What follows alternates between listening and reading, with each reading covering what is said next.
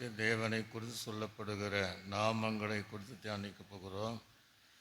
முதலாவது யெகோவா இஸ்போ என்கிற அந்த வார்த்தை அக்னியோடு வரும் கர்த்தர் என்று சொல்லப்படுகிறது.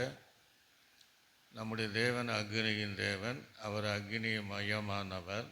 முதல்ல ஓரேபு மலையின் அடிவாரத்தில் மோசேக்கு முச்சடிக்கு நடுவிலே அக்னியிலே தோன்றி பேசின தேவன் நம்முடைய தேவன்.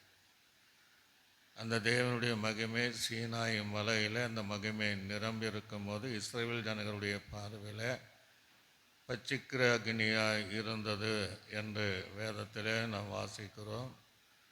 பரிசுத்தவான்கள் பலிபீடங்களை கட்டி பலி செலுத்தும் போதெல்லாம் அவர் அக்னியினாலே பட்சித்து அக்னி தேவன் என்பதை அவர் உறுதிப்படுத்துவதை பார்க்க முடிகிறது. எலியாவின் நாட்களிலே தகர்க்கப்பட்ட பலிபீடங்களை செப்பனிட்டு கட்டும்போது கர்த்தாவே என் தேவனே கேட்டருளும் என்று சொல்லும்போது அந்த பலிபீடங்கள் விழுவதும் அக்னியினால் பட்சித்து தேவன் அக்னியின் தேவன் என்பதை வெளிப்படுத்தினார்.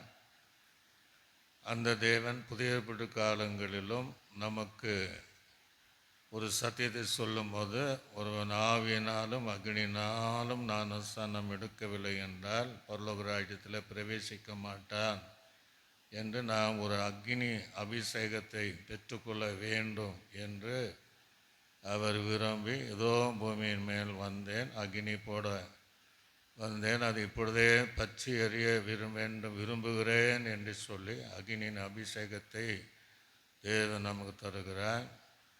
அவர் அக்னி மதிலாகவும் இருக்கிறார் என்று சொல்லி நம்மை பாதுகாப்புக்காக கர்த்தர் கூட இருப்பதற்காக நாம் நன்றி சொல்ல வேண்டும். ஆனால் அதே சமயத்தில் கடைசி நாட்களில் வேதம் சொல்லுகிறது, ஏசாயாவின் தீர்க்கதரிசி புஸ்தகத்தில் 66ஆம் அதிகாரம் 15ஆம் வசனத்தில் ஏதோ தம்முடைய கோபத்தை உக்கிரமாகவும் தம்முடைய கடிந்து கொள்வதை அக்னி சுவலையாகவும் செலுத்தும் கர்த்தர் அக்னியோடு வருவார் என்று சொல்லப்படுகிறது. இந்த பூமி ஆகப்பட்டது அக்னி இரையாக்கப்பட்டது என்ற வார்த்தையின்படி சீக்கிரமாய் வருகிற அந்த தேவன் நியாயத்தீர்ப்புக்கு தப்பித்துக்கொள்ள மனம் திரும்பி ஞானஸ்நானம் எடுக்க நம்ம அர்ப்பணிப்போம். நல்ல ஆண்டவரே, அந்த வார்த்தையின்படி இவளை பாதுகாக்கிற அக்னியாக நடத்துவீராக. இயேசுவின் நாமத்தை நல்ல பிதாவே, ஆமென்.